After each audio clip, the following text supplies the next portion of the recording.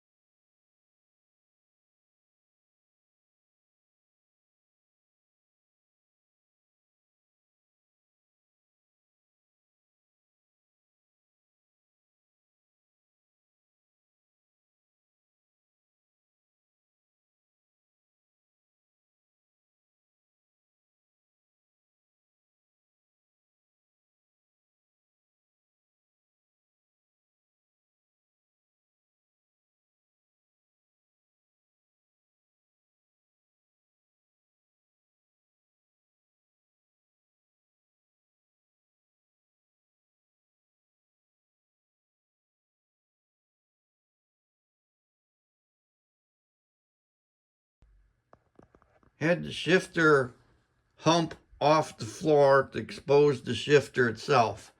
I was comparing what's on the car, the Ford style shifter, to the competition plus shifter that the customer supplied.